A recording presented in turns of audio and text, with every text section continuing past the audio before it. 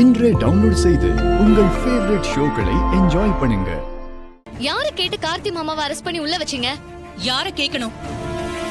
கல்யாணத்துக்கு வந்திருக்கிற நம்ம மாப்பிளையோட ஃப்ரெண்ட்ஸ் மேல கைய வச்சா சும்மா இருப்பாங்களா?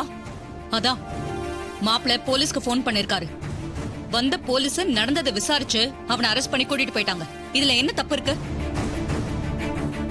ஆமா ரேவதி, என் ஃப்ரெண்ட்ஸ போட்டு அடிக்க அவனுக்கு என்ன உரிமை இருக்கு? என் கல்யாணத்துக்கு வந்தவங்கள அவன் கை நீட்டி அடிக்கிறான். அத பார்த்துட்டு சும்மா இருக்கணுமா? அம்மா, அவரு மேல உங்களுக்கு இருக்கிற கோவத்தினாலதான் இதெல்லாம் நடக்குது. நடந்தது எல்லாமே ஒரு சூழ்ச்சின்னு எனக்கு நல்லாவே தெரியும். இப்போ உங்களுக்கு சொல்றேன், நீங்க என்ன பண்ணுவீங்களோன்னு எனக்கு தெரியாது. கார்த்தி மாமா இந்த மண்டபத்துக்கு வரணும். இப்பவே போலீஸ் ஸ்டேஷன் போய் அவரை கூட்டிட்டு வாங்க. ரேவதி, நீ பாட்டுக்கு எதையாவது பேசிட்டு இருக்காத. நடந்த பிரச்சனையில சதி கிதி எதுவுமே கிடையாது. மாப்பிள்ள ஃப்ரெண்ட்ஸ கார்த்தி அடிச்சது உண்மைதான். இதுல என்ன சூழ்ச்சி இருக்கு? பேசாம இருக்கிற அப்பா கிட்ட வந்து வம்பு பண்றதுக்கு பேரு சூழ்ச்சி இல்லாம வேற என்ன? இத பாரு, நாங்க சொல்றத நீ நம்ப மாட்டேங்கிற. ஆனா அந்த ஸ்டேஷன்ல இருக்கிறவன இங்க கூட்டிட்டு வரணும்னு எங்களை மிரட்டுறியா? மாப்பிள்ளைய விட உனக்கு அவன் தான் முக்கியமா போயிட்டானா? அவன் என்ன அவ்வளவு ஒசத்தியா? ஆமா, ஒசத்திதான்.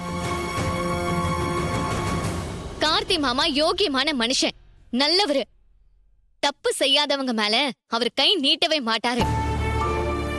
அங்க ஏதோ தப்பு நடந்திருக்கு. அது என்னன்னு முதல்ல விசாரிங்க. அவரை அடிச்சிருக்காருன்னா கண்டிப்பா அதுக்கு ஒரு நியாயமான காரணம் இருக்கும்.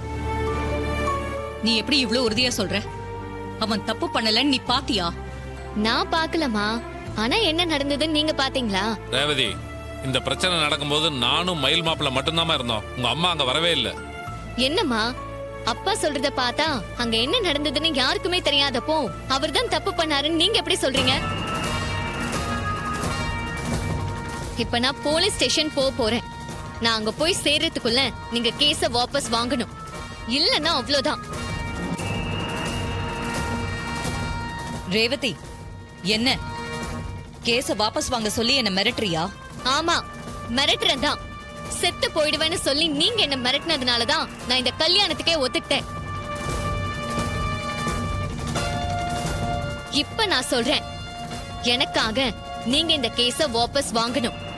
இல்லனா நான் இந்த கல்யாணத்துக்கு ஒத்துக்கவும் மாட்டேன், திரும்ப இந்த கல்யாண மண்டபத்துக்கு வரவும் மாட்டேன்.